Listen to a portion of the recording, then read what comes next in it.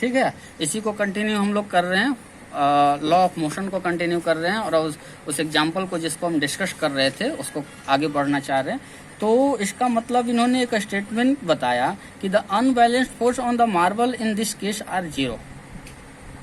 ठीक है, जितना फोर्स इसको इधर लाया था उतना ही फोर्स इस ऑब्जेक्ट को कहाँ लेते चला गया, ऊपर लेते चल गया। इसका मतलब इसके अंदर किसी तरह का कोई डिस्टरबेंस फोर्स नहीं था, तब यह पॉसिबल है।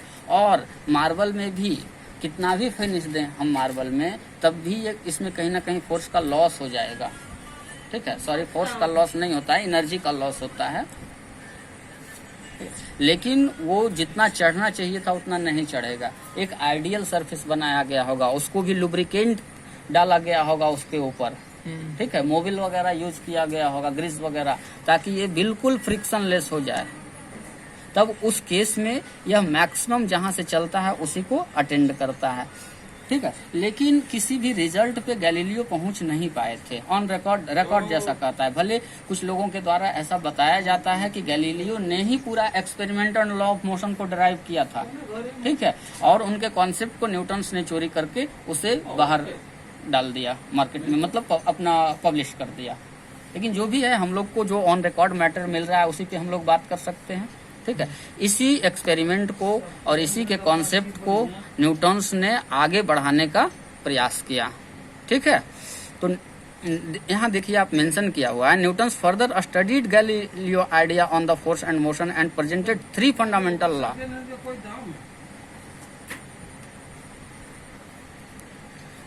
ठीक है, इसी आइडिया के बेसिस पे न्यूटन्स ने क्या किया, 3 लॉ बनाया मोशन का।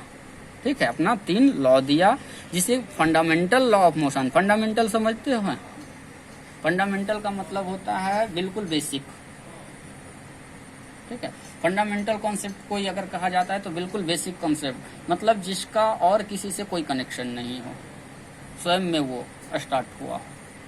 ठीक है, तो 3 अलग अलग लॉ ऑफ मोशन दिया गया न्यूटन्स के द्वारा। इसी के आधार पे उसी को हम लोग कहते हैं न्यूटन्स लॉ ऑफ मोशन। ठीक है, अब सबसे पहले 3 जो हमने क्या कहा, 3 है,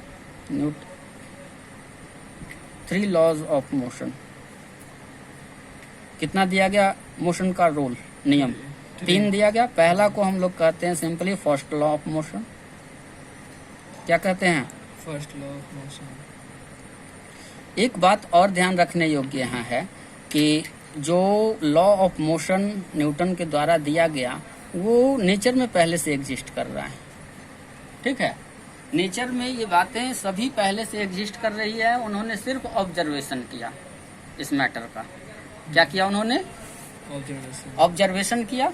ठीक है, और उसको रिप्रेजेंट किया, हमारे सामने क्लैरिफाई किया उन सब चीजों को। जैसे इसमें लिखा जाता है कि फर्स्ट लॉ ऑफ मोशन में कि an object remain in a state of rest और uniform motion in a straight line unless compelled to change that state by an applied force. कहता है इसका मतलब क्या हुआ, कोई भी ऑब्जेक्ट, ठीक है, रेस्ट में रखा हुआ है, सपोज ये पेन रखा हुआ है रेस्ट में, तो तब तक यह रेस्ट में रहेगा जब तक इस पे कोई एक्सटर्नल इफेक्ट काम ना करे। सपोज आंधी आ गया, ठीक है, हमने इस सरफेस को ऐसा कर दिया, हमने इस ऑब्जेक्ट पे ऐसा फोर्स लगा दिया, किसी तरह का कोई वाइब्रेशन आ गया, अदरवाइज ये बिल्कुल रेस्ट में रहेगा। इसके साथ साथ एक जो कंफ्यूजिंग वर्ड इसमें ऐड किया जाता है, जो लोगों को समझ में नहीं आता है, कि रेस्ट और यूनिफॉर्म मोशन। ठीक है, अगर कोई वस्तु यूनिफॉर्म मोशन में है, कोई ऑब्जेक्ट यूनिफॉर्म मोशन में है, तब भी वो अपने मोशन को कंटिन्यू रखेगा अनलेस उसमें कोई डिस्टरबेंस ना आ जाए। अगर हमने किसी चीज को इस तरीके से चला दिया है तो वो कंटिन्यू रहेगा घूमते हुए उसी स्पीड से। ठीक है, जब तक कोई डिस्टरबेंस नहीं आ जाए। इसका एक एग्जाम्पल हमको जनरल वर्ल्ड में एग्जाम्पल इसका नहीं मिल सकता है। ठीक है, हम लोग इसका एग्जाम्पल सैटेलाइट को देखते हैं। सैटेलाइट को हम क्या करते हैं, पृथ्वी की कक्षा में सपोज ले जाकर हम उसे एक स्पीड से छोड़ देते हैं। उसके बाद जब हम वहां ले जाके प्लेस कर दिए एक स्पीड से, उसके बाद ऐसा नहीं कि उसमें कोई फ्यूल लगता है, किसी तरह का कोई एनर्जी नहीं लगता है। जिस स्पीड से हम वहां ले जाके छोड़ दिए उसी स्पीड से वो रोटेशन करना स्टार्ट कर देता है अपने सर्कल में, अपने पाथ पे। ठीक है। कब तक करेगा? जब तक वो किसी से टकरा नहीं जाए, जब तक उसको कोई रोक ना ले, जब तक कोई एक्सटर्नल डिस्टरबेंस ना आ जाए, ग्रेविटेशन के रेंज में ना आ जाए, ठीक है, तब तक वो चलते रहेगा। अनंत काल तक अगर उसको छोड़ दिया जाए तो वो अनंत काल तक चलते रहेगा। इसका मतलब क्या हुआ? फर्स्ट लॉ ऑफ मोशन का रिजल्टेंट हम लोग किस बात पे पहुंचे हैं कि कोई भी ऑब्जेक्ट अपने रेस्ट के कंडीशन को या यूनिफॉर्म मोशन के कंडीशन को तब तक कंटिन्यू करेगा, ठीक है, जब तक कि कोई एक्सटर्नल डिस्टरबेंस ना आ जाए। आप इसमें एक एग्जांपल पूछ सकते हो कि सर जब हम ऐसा बात है, ठीक है, तो इस पेन को हम लुढ़का दिए, ठीक है, यहाँ से किसी स्पीड से चल रहा है, ये रुक क्यों गया? Frictional force. तो यहाँ डिस्टरबेंस है, एयर का है डिस्टरबेंस, फ्रिक्शन का है डिस्टरबेंस। अगर ये दोनों, हम इसी को क्या करते हैं, ये ऐसा सरफेस बनाते हैं, ठीक है, जो बहुत ज्यादा चिकना हो, फिर इस पेन को चलाते हैं, देखो कितना दूर तक जाएगा। इसका मतलब जो रेजिस्टेंस जो इसे रोक रहा था वो कम हो गया, जीरो नहीं हुआ। जीरो अगर हो जाता तो ये चलते जाता, इसको कोई नहीं रोकता, ठीक है। और एयर ड्रैग भी नहीं रहता, एयर का भी कोई स्टॉपेज इसको नहीं रहता, तो ये चलते रहता, ठीक है। तो क्या लॉ ऑफ मोशन तो जो बताया गया फर्स्ट लॉ, वो तो पहले से नेचर में एग्जिस्ट कर रहा है। न्यूटन्स ने क्या किया, उसको क्लैरिफाई कर दिया, हमारे सामने रख दिया, ठीक है। तो हम इसको सिंपली हम डेफिनेशन नहीं लिखाना चाहते हैं क्योंकि वो ज्यादा टाइम कवर कर लेगा, ठीक है। आप इसको नोट डाउन कर लेंगे चाहेंगे तो कि an object remain in a state of rest और motion, sorry uniform motion, rest और uniform motion in a straight line path. यह स्ट्रेट लाइन भी बहुत ज्यादा सही नहीं कहा जा सकता है, बुक में लिखा है, लेकिन स्ट्रेट लाइन अगर ऐसा कर्व पाथ पे भी किसी को चला दिए ना तो वो रोटेट करते रहेगा। सैटेलाइट का एग्जांपल आप देख सकते हैं, ठीक है। तो आप जो बुक में लिखा हुआ है स्ट्रेट लाइन पाथ, उसको हटा दीजिए, सिंपली लिखिए an object remain in state of rest और uniform motion unless no external force is applied. अगर कोई एक्सटर्नल फोर्स उसके ऊपर अप्लाई नहीं किया गया है तो वो लॉ अपने पोजीशन को कंटिन्यू करेगा। और फर्स्ट लॉ ऑफ मोशन को ये पूछा जाता है, ठीक है, एग्जाम में, what is law of inertia? क्या पूछा जाता है? INERTIA, inertia. इनर्शिया को हिंदी में हम लोग कहते हैं जड़त्व। जड़त्व नाम से ही क्लियर है कि जैसा है वैसा ही रहेगा, ठीक है। कोई आदमी बहुत ढीठ टाइप का होता है तो उसको कहा जाता है कि नहीं कि बिल्कुल जड़ जैसा बैठा हुआ है, ठीक है। तो जड़त्व का मतलब law of motion, first law of motion का नाम, दूसरा नाम है लॉ ऑफ इनर्शिया, और कुछ नहीं। क्या नाम है? Law of inertia. Law of inertia भी यही कहता है कि कोई ऑब्जेक्ट अपने पोजीशन को, चाहे वो रेस्ट का पोजीशन हो या यूनिफॉर्म मोशन का पोजीशन हो, तब तक कंटिन्यू करेगा जब तक कि कोई एक्सटर्नल इफेक्ट उस पर प्रभाव नहीं डालेगा, कोई एक्सटर्नल फोर्स उस पर प्रभाव नहीं डालेगा। क्लियर हो गया फर्स्ट लॉ ऑफ मोशन? ठीक है। हम लोग आ जाते हैं फटाफट सेकेंड लॉ ऑफ मोशन में।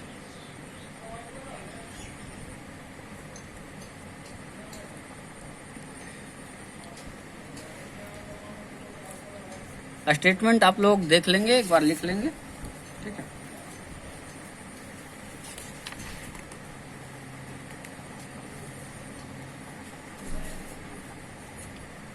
सेकेंड लॉ ऑफ मोशन क्या कहता है, ठीक है।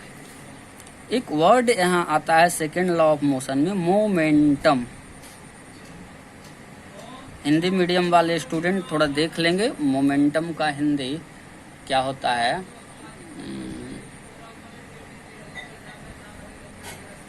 अभी ध्यान नहीं आ रहा है हमें, थोड़ा देख लेंगे मोमेंटम का हिंदी क्या होता है, ठीक है। इससे हम लोग क्या समझना चाहते हैं और क्या जानना चाहते हैं, ठीक है। इसमें भी एक एक्सपेरिमेंट हम लोग करके देख सकते हैं कि हम ऐसा देखें कि एक टेनिस बॉल से दो प्लेयर है, ठीक है। एक टेनिस बॉल से खेल रहा है और एक क्रिकेट बॉल से खेल रहा है, एक क्रिकेट बॉल से खेल रहा है और एक टेनिस बॉल से खेल रहा है, सेम स्पीड से, ठीक है। टेनिस बॉल के प्लेयर ने मारा इधर से, दूसरे के हाथ में चोट लगा, ठीक है। फिर इधर से क्रिकेट बॉल के प्लेयर ने भी मारा, फिर दूसरे के हाथ में चोट लगा, ठीक है। अब बताओ किस बॉल से ज्यादा चोट लगेगा आदमी को? टेनिस बॉल से, जबकि speed same, sorry, tennis ball से ज्यादा चोट लगेगा या क्रिकेट बॉल से ज्यादा चोट लगेगा?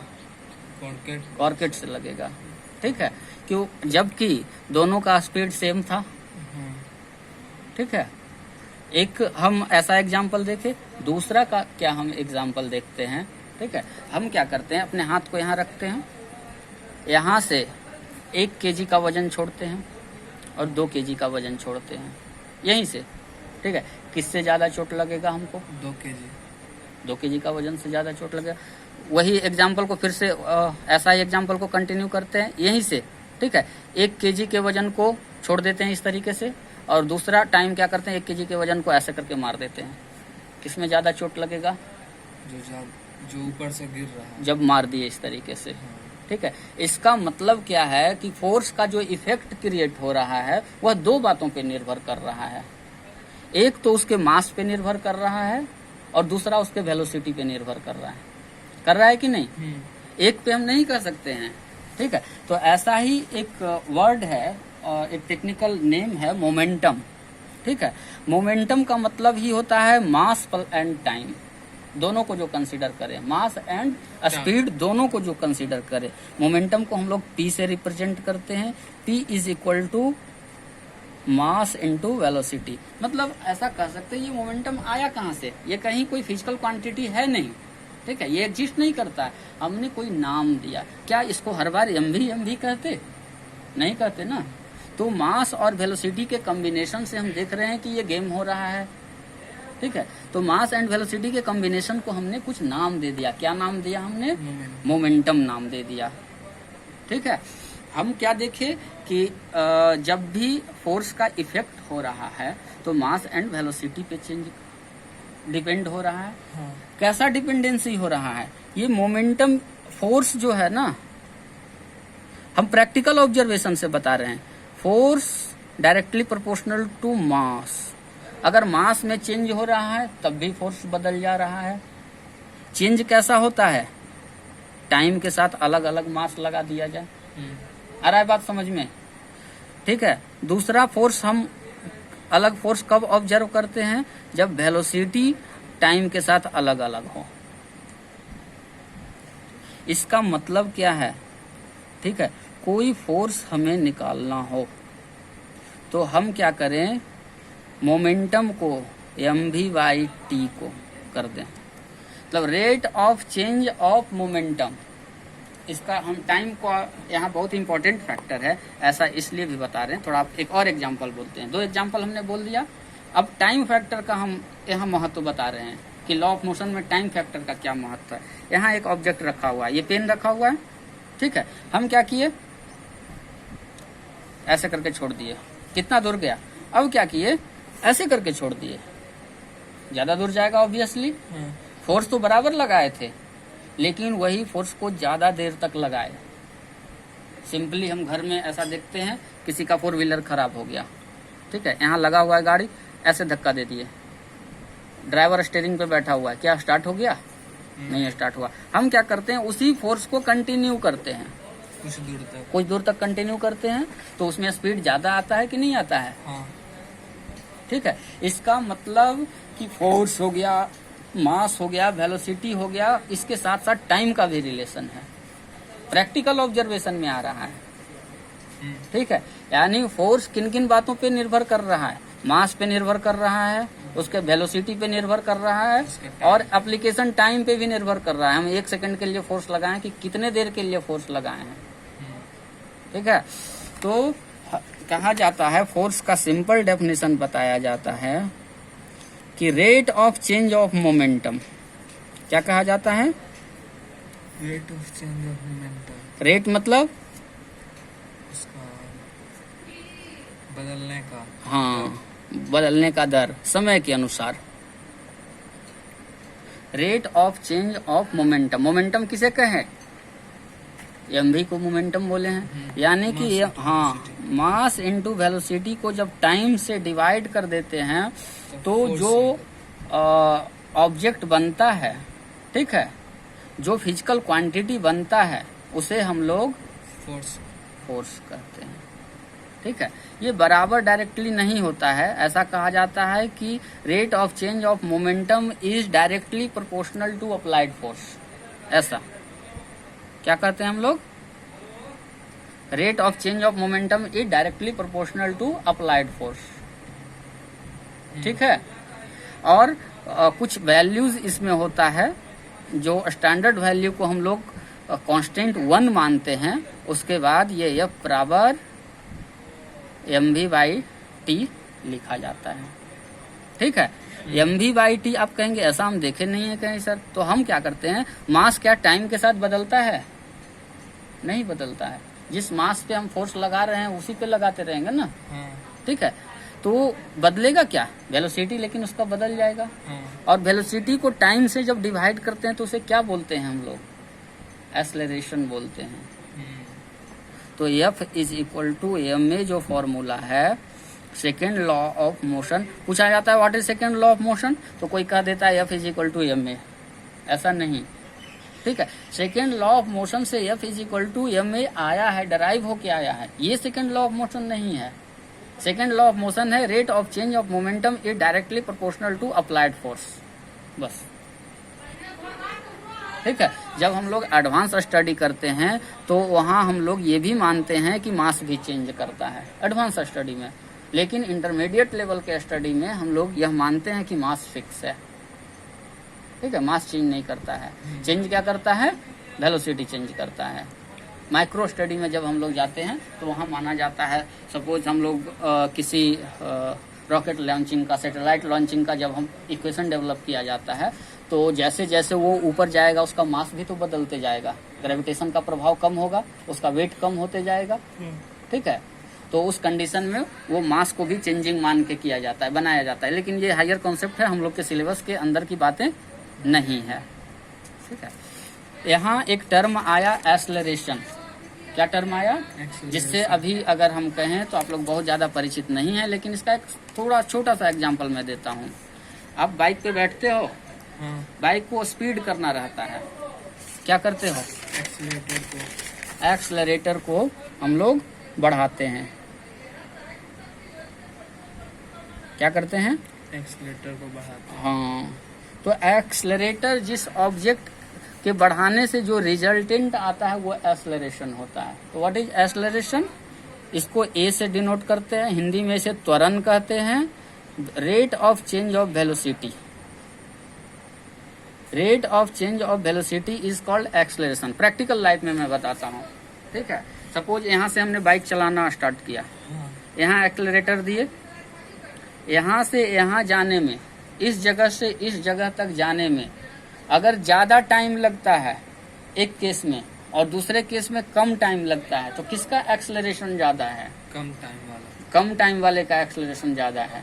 ठीक है, क्यों, हम देखेंगे कि ऐसे अपने हाथ को थोड़ा सा एक्सेलरेटर दे के रखे तो यहाँ से यहाँ जाने में थोड़ा ज्यादा समय लगा, लेकिन और एक्सेलरेटर को इतना घुमा दिए, ठीक है, तो यहाँ से यहाँ जाने में कम समय लगा। यानी एक्सेलरेशन किसके डायरेक्टली प्रोपोर्शनल है, वेलोसिटी पर। जितना वेलोसिटी बढ़ेगा उतना एक्सेलरेशन बढ़ेगा, और जितना time inversely proportional to time, जितना टाइम बढ़ेगा उतना एक्सेलरेशन कम होगा। ठीक है, एक्सेलरेशन ज्यादा रखने के लिए टाइम मिनिमम रखा जाता है हम लोगों को। ठीक है, एक्सेलरेशन का भी कॉन्सेप्ट समझ में आ गया। यहाँ हम एक छोटा सा कॉन्सेप्ट यूनिट एंड डायमेंशन का क्लियर कर देते हैं आप लोगों को, ये क्वेश्चन पूछा जाता है। ठीक है, कि फोर्स का यूनिट क्या है, मास का यूनिट जानते हैं आप लोग, केजी, वेलोसिटी का मीटर पर सेकेंड, टाइम का सेकेंड।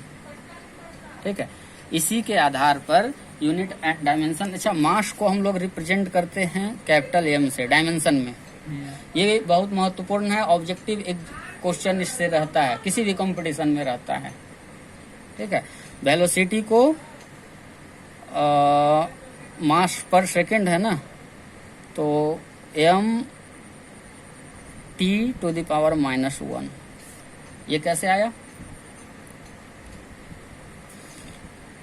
मास को m से रिप्रेजेंट किए, सॉरी ये मीटर पर सेकेंड है, सॉरी मीटर पर सेकेंड है ना। अरे मीटर को मीटर का डायमेंशन होता है l, लेंथ, ठीक है, और एल वाई टी होगा। इसी को हम लोग लिख सकते हैं एल टी माइनस 1,